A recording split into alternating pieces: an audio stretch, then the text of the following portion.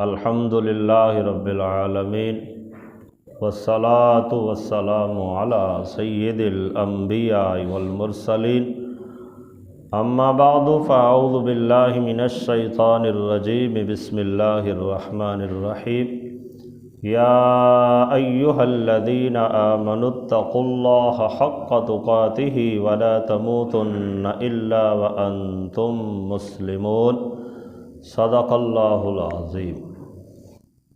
احباب دی وقار،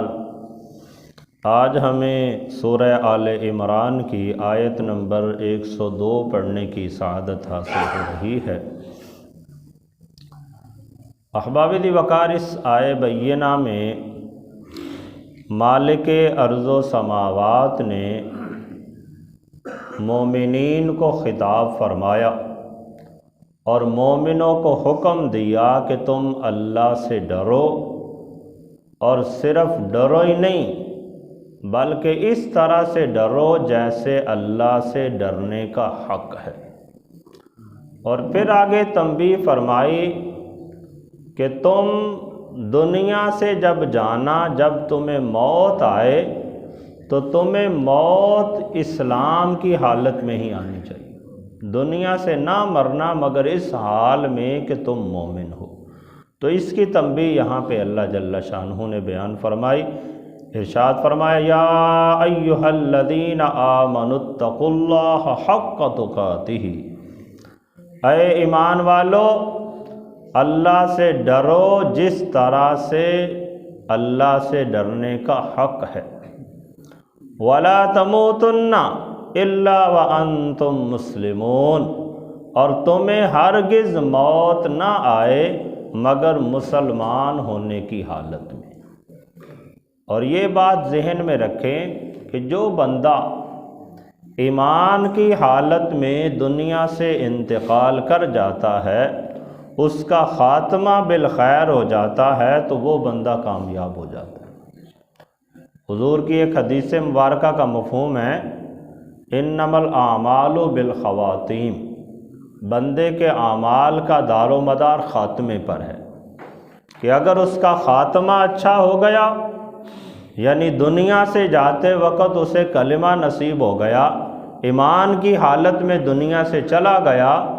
تو پھر اس نے جتنے بھی گناہ کیے ہوں گے اس کے گناہوں کی بخشش کی امید کی جا سکتی ہے۔ رب تعالیٰ بڑے لطف و کرم والا ہے، اپنے بندوں پر بڑی عنایات اور رحمتیں کرنے والا ہے، اور اللہ کی رحمت بندے کو معاف کرنے کے لیے بہانے ڈھونڈتی ہے۔ بعض اوقات چھوٹی سے چھوٹی نیکی بندے کے کام آ جاتی ہے اور اس کے توسل سے رب تعالیٰ بندے کے سارے گناہوں کو معاف فرما دیتا ہے۔ اور اس کے مفہوم کو بیان کرنے کے لیے بخاری شریف میں ایک حدیث مبارکہ متعدد مرتبہ آئی ہے، تھوڑے سے مفہوم میں تبدیلی کے ساتھ۔ ایک حضرت سیدنا ابو ہریرہ رضی اللہ تعالیٰ عنہ سے مروی ہے، آپ بیان فرماتے ہیں کہ رسول اللہ صلی اللہ تعالیٰ علیہ وسلم نے ارشاد فرمایا کہ ایک شخص طویل زمانہ تک زندہ رہتا ہے،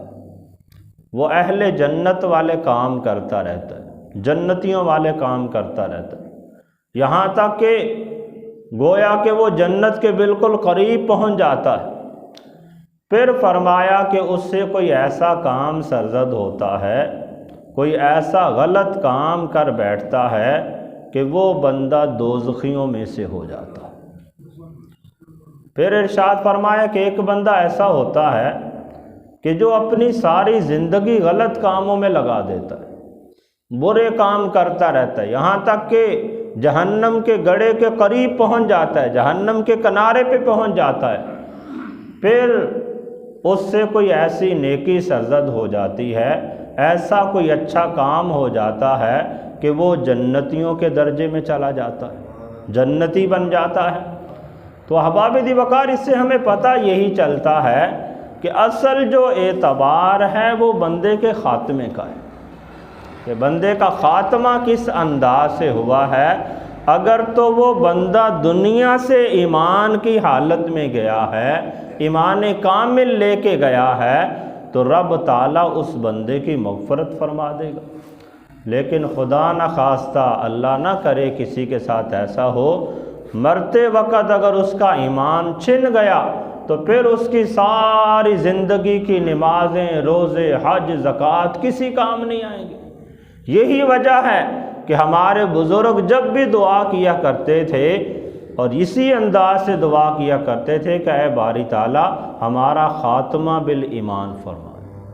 ہمیں مرتے وقت ایمان کی دولت نصیب فرمانا۔ تو احباب دی وقار، جس سے مرتے وقت ایمان کی دولت نصیب ہو جائے وہ بندہ کامیاب ہو جائے گا۔ تو اس سے ہمیں یہ جو آیہ مقدسہ ہے، یا ایھا الذین آمنوا اتقوا اللہ، اے ایمان والو اللہ سے ڈرو، جو گناہ گار ہیں وہ بھی اللہ سے ڈریں اور جو نیکوکار ہیں وہ بھی اللہ سے ڈریں۔ کہیں ایسا نہ ہو کہ ہماری زندگی کے آخر میں ہم سے کوئی ایسا کام سرزد ہو جائے کہ ہماری نیکیاں ہی ضائع ہو جائیں۔ اس لیے جو بندہ بھی دنیا میں آیا ہے اسے چاہیے کہ وہ جتنا بھی نیکوکار ہو، اسے ہمیشہ اللہ کا خوف اپنے دل میں بسا کے رکھنا چاہیے۔ آپ نبی علیہ السلام کی ذات گرامی کو دیکھیں، حضور کے صحابہ کرام کی زندگی کو پڑھ کے دیکھیں، کس قدر ان کے دلوں کے اندر اللہ کا خوف ہوتا تھا۔ حالانکہ رب تعالیٰ نے ان کی بخشش کی نوید سنا دی، صحابہ کرام کے بارے اعلان فرما دیا، رضی اللہ عنہم ورضوا عنہ، وہ اللہ سے راضی ہوئے، رب تعالیٰ ان سے راضی ہوا۔ لیکن اس کے باوجود بھی صحابہ کرام اپنی زندگی ہمیشہ اللہ کے خوف کے اندر گزارا کرتے تھے۔ اور احباب دی وقار، حضرت سیدنا عبداللہ بن مسعود رضی اللہ تعالیٰ عنہ سے مروی ایک روایت ہے، صاحب تبیان القرآن نے اسی آیت کے ضمن میں اسے بیان فرمایا کہ رسول اللہ صلی اللہ علیہ وسلم نے ارشاد فرمایا، اللہ سے ڈرنے کا حق یہ ہے کہ اللہ کی اطاعت کی جائے، اس کی نافرمانی سے بچا جائے، اللہ تعالیٰ کو ہمیشہ یاد رکھا جائے، اللہ تعالیٰ کو بندہ بھول نہ بیٹھے، اور فرمایا کہ ہمیشہ بندہ اللہ کا شکر ادا کرتا رہے، اللہ کی ناشکری کرنے سے بچے۔ تو جو بندہ اپنی زندگی اس انداز سے گزارتا ہے کہ ہمیشہ اس کے دل میں اللہ کا ڈر موجود ہوتا ہے، اللہ کے ڈر کی وجہ سے ہمیشہ وہ اللہ کی اطاعت میں مصروف رہتا ہے، برے کاموں سے اپنے دامن کو بچا کے رکھتا ہے، ہمیشہ اللہ کی یاد میں مصروف رہتا ہے، اللہ کا شکر ادا کرنے میں مصروف رہتا ہے۔ تو جو بندہ اس طرح سے عمل کرنے والا ہو تو وہ سمجھ لے کہ وہ اللہ سے ڈرنے والا ہے۔ اور یقیناً اللہ کا خوف ایسی چیز ہے کہ یہ بندے کو دنیا و آخرت میں کامیاب کر دیتا ہے۔ بخاری شریف کی ہی ایک حدیث مبارکہ ہے، ایک روایت میں آتا ہے کہ ایک شخص، اس کے جب مرنے کا وقت قریب آیا تو اس نے اپنے بیٹوں کو بلایا، اپنے بیٹوں سے پوچھنے لگا کہ اے میرے بیٹو، میں تمہارے حق میں کیسا باپ ثابت ہوا؟ بیٹوں نے کہا کہ آپ ہمارے حق میں بہترین باپ ثابت ہوئے، آپ نے ہماری اچھی تربیت کی ہے، ہمیں مال و دولت دیا، دنیا کی ہر چیز عطا کی، آپ تو ہمارے حق میں بہترین قسم کے باپ کی حیثیت سے ہیں۔ اب باپ نے وصیت یہ کی، کہنے لگا کہ اچھا میں نے تمہارے اوپر احسان کیا ہے، تمہارے لیے ایک بہترین باپ کی حیثیت سے میں نے زندگی گزاری ہے،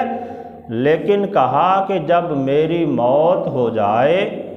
تو تم مجھے لکڑیاں جمع کر کے میرے جسم کو جلا دینا، اور اس کی جو خاک ہے اس میں سے کچھ خاک کو دریا میں بہا دینا اور کچھ خاک کو ہوا کے اندر اڑا دینا۔ بچے بڑے پریشان ہوئے، کہنے لگے اے ابا جان، آپ نے ہماری اتنی اچھی پرورش کی ہے، ہمیں خوبصورت گھر بنا کے دیے ہیں، سارے معاملات کیے ہیں، ہم آپ کے ساتھ ایسا سلوک کیوں کریں گے؟ تو اس باپ نے آگے سے جواب دیا، اس وجہ سے کہ میں نے تمہارے ساتھ تو بڑا اچھا سلوک کیا ہے، تمہاری تو بڑی اچھی پرورش کی ہے، لیکن میں نے اپنے پروردگار کی اطاعت نہیں کی، جس کی اطاعت کرنا اصلاً میرے ذمہ تھا، میں نے اپنے خالق و مالک کی اطاعت نہیں کی، اس لیے میں اللہ کی بارگاہ میں جا کے کیا منہ دکھاؤں گا؟ تو میرے بیٹو تم میری اس وصیت پہ عمل کرنا، اگر میں واقعتاً تمہارے حق میں بہترین باپ ثابت ہوا ہوں تو تم بھی میرے اوپر احسان کرنا اور میرے مرنے کے بعد اسی طرح سے عمل کرنا۔ اب جب وہ فوت ہو گیا تو بیٹوں نے ایسا ہی عمل کیا، لکڑیاں جمع کی،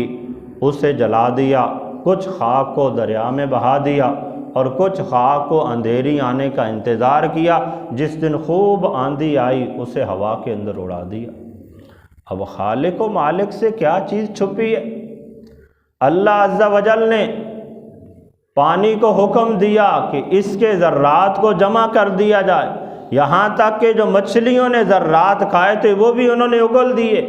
ہوا کو حکم دیا، ہوا نے اس کے ذرات کو جمع کر دیا، اللہ نے دوبارہ اسے شکل عطا فرمائی اور اس بندے سے سوال کیا کہ اے میرے بندے،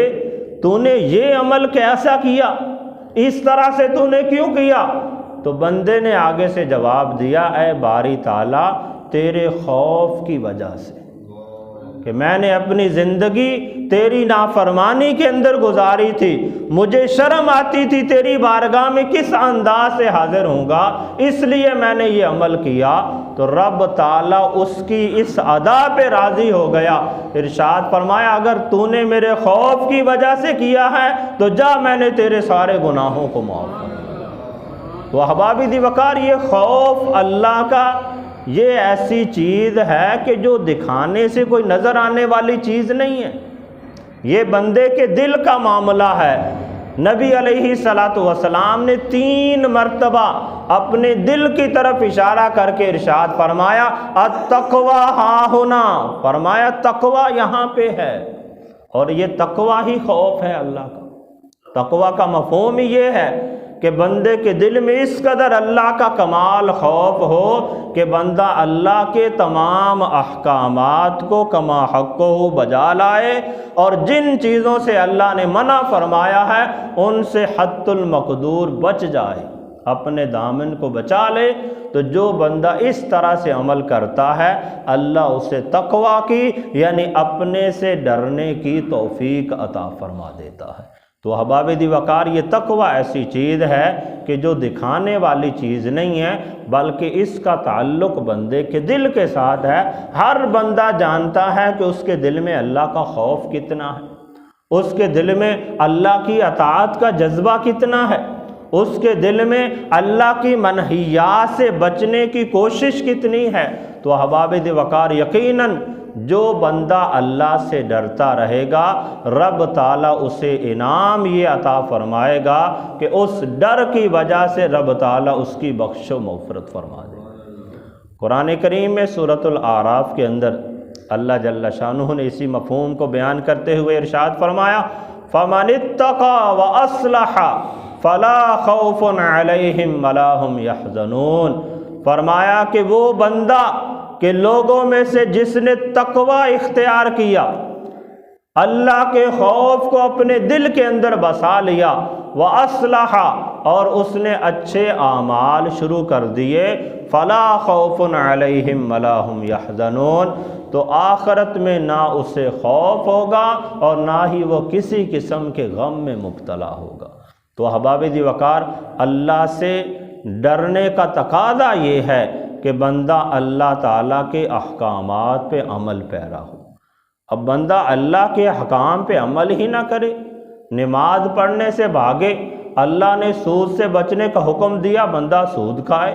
اللہ نے رشوت سے بچنے کا حکم دیا بندہ دن رات رشوت لیتا رہے، اور پھر کہے کہ میرے اندر اللہ کا بڑا خوف ہے، میں اللہ سے بڑا ڈرنے والا ہوں۔ تو احباب دی وقار، اس کے کہنے سے اللہ سے ڈرنے والا نہیں بنے گا، بلکہ اللہ سے ڈرنے کا تعلق بندے کے دل کے ساتھ ہے کہ بندے کے دل کے اندر اللہ کا خوف کتنا ہے۔ پھر احباب دی وقار، حضرت ابراہیم بن ادم ان کا ایک قول، یہاں پہ اور بھی بہت سے فقہا کے اقوال نقل کیے تبیان القرآن میں علامہ غلام رسول سعیدی علیہ رحمہ نے اسی آیت کے ضمن میں ان میں سے ایک ابراہیم بن ادم کا قول ہے وہ بیان کیے دیتا ہوں کہ ابراہیم بن ادم نے کہا تقوی یہ ہے کہ جس طرح تم مخلوق کے لیے اپنے ظاہر کو مزین کرتے ہو اسی طرح تم خالق کے لیے اپنے باطن کو مزین کرو۔ دنیا میں ہر بندے کی کیفیت ایسی ہے کہ اس نے کسی شادی میں جانا ہو، کسی فنکشن میں جانا ہو، اپنے کسی ادارے کے اندر جانا ہو تو وہ بن ٹھن کے جاتا ہے، اپنے ظاہر کو پاک اور صاف کر کے جاتا ہے۔ تو اسی طرح فرمایا جیسے بندہ دنیا والوں کے سامنے اپنے ظاہر کو صاف اور مزین کرتا ہے، تقوی یہ ہے کہ بندہ اللہ کی بارگاہ میں اپنے باطن کو صاف اور پاک کر لے، اپنے باطن میں سے جتنی بھی قدورتیں ہیں وہ ساری کی ساری نکال دے اور اپنے لو اللہ کے ساتھ لگا لے، برے کاموں سے اپنے آپ کو بچا لے، نیکیاں کرنا شروع کر دے۔ تو یہی احباب دی وقار تقوی ہے۔ اور پھر احباب دی وقار میمون بن مہران کا ایک بیان، ایک قول یہاں پہ نقل کیا، بیان فرمایا کہ بندہ اس وقت تک متقی نہیں ہوگا جب تک کہ وہ اپنے نفس کا اس طرح سے محاسبہ نہ کرے جس طرح وہ اپنے شریک کا محاسبہ کرتا ہے۔ بندے کا کسی کے ساتھ کاروبار ہو نا شراکت والا، تو بندہ ایک ایک چیز پہ نگاہ رکھتا ہے کہ یہ میرے شریک نے لباس لیا ہے تو کہاں سے لیا، یہ میرے شریک نے کھانا اچھا کھایا ہے تو کہاں سے کھایا، کہیں یہ میرے مال میں سے تو نہیں کرپشن کر رہا۔ اسی طرح فرمایا کہ بندے کا تقوی یہ ہے کہ بندہ جس طرح اپنے شریک کا محاسبہ کرتا ہے اسی طرح بندہ اپنی ذات کا محاسبہ کرے۔ خود اپنے بدن پہ لباس پہنا ہے تو اس کا محاسبہ کرے کہ کیا میں نے یہ رزق حلال کے ذریعے پہنا ہے یا حرام کے ساتھ پہنا ہے۔ اگر کھانا کھا رہا ہے، لقمہ اپنے پیٹ میں ڈال رہا ہے تو اس کا محاسبہ کرے کہ کیا یہ کھانے کا لقمہ میں نے جائز طریقے سے حاصل کیا یا ناجائز طریقے سے حاصل کیا۔ کہیں کسی غریب کا خون پسینہ تو میں نے نچوڑ کے نہیں لے لیا، کہیں کسی دوسرے کا ناحق مال تو میں اپنے پیٹ کے اندر نہیں ڈال رہا۔ تو احباب دی وقار جب بندہ اس انداز سے اپنی ہر چیز کا محاسبہ کرے گا، لباس پہنے گا تو اس کا محاسبہ کرے کہ کہیں یہ حرام کا لباس تو میں اپنے بدن پہ نہیں پہن رہا، کھانا کھاتا ہے تو اس کا محاسبہ کرے کہیں میں ناجائز کھانا تو اپنے پیٹ میں نہیں ڈال رہا۔ تو جب بندہ اس انداز سے محاسبہ کرنے لگ جائے گا تو وہ بندہ گویا کہ اللہ سے ڈرنے والا بن جائے گا۔ اور یہی اللہ سے ڈرنے کا حق ہے کہ بندہ اپنے ہر کام کو یہ سوچ کر اس انداز سے ادا کرے کہ کہیں اس کام کے کرنے میں کوئی ایسی کیفیت نہ بن جائے کہ میرا مالک مجھ سے ناراض ہو جائے۔ تو احباب دی وقار یقیناً جس بندے کے دل میں اللہ کا خوف کما حقہ پیدا ہو جائے تو پھر وہ گناہوں کی طرف مائل نہیں ہوگا، بلکہ ہمیشہ اس کا ذہن نیکیوں کی طرف آئے گا۔ پھر وہ رزق حرام کی طرف توجہ نہیں کرے گا، بلکہ ہمیشہ اگر ایک لمحہ ایک روپیہ بھی اس کے رزق کے اندر حرام کا آ گیا تو وہ پریشان ہو جائے گا، وہ اس حرام رزق کو اپنے رزق سے جدا کرنے کی کوشش کرے گا۔ تو احباب دی وقار یہی ایک چیز اگر لوگوں کے دلوں کے اندر بسا جائے تو معاشرے میں جتنے فتنہ و فساد ہیں ختم ہو جائیں، جتنی رشوت خوریاں ہیں، جتنے سود کے معاملات ہیں، دوسروں کا ناجائز مال ہم ہڑپ کر جاتے ہیں، یہ سارے کے سارے معاملات ختم ہو جائیں گے۔ صرف بندے کے دل میں اللہ کا خوف ہونا چاہیے۔ تو احباب دی وقار ہمیشہ اللہ کی بارگاہ میں بندے کو دعا بھی کرنی چاہیے اور بندے کو حد المقدور کوشش کرنی چاہیے۔ صرف دعا کرتا رہے کہ اے باری تعالیٰ مجھے اپنا خوف نصیب فرما، مجھے تقوی نصیب فرما، اور کام اچھے کرے ہی نہ، جہاں دا لگتا ہے کسی کا مال ہڑپ کر جائے تو یہ تقوی نہیں ہے۔ حت المقدور بندہ اپنے تائیں کوشش کرتا چلا جائے، جب بندہ کوشش کرتا جائے گا تو رب تعالیٰ اس کے لیے اچھے اسباب مہیا فرماتا چلا جائے گا، اور ایک وقت ایسا آئے گا کہ بندے کا رزق بھی پاک ہو جائے گا، بندے کے اعمال بھی پاک ہو جائیں گے، تب پھر بندے کا ظاہر بھی پاک ہوگا، باطن بھی پاک ہوگا، بندہ دنیا میں بھی کامیاب ہو جائے گا، آخرت کے اندر بھی کامیاب ہو جائے گا۔ اللہ تعالیٰ کی بارگاہ میں دعا ہے کہ رب تعالیٰ ہم سب کو عمل کرنے کی توفیق عطا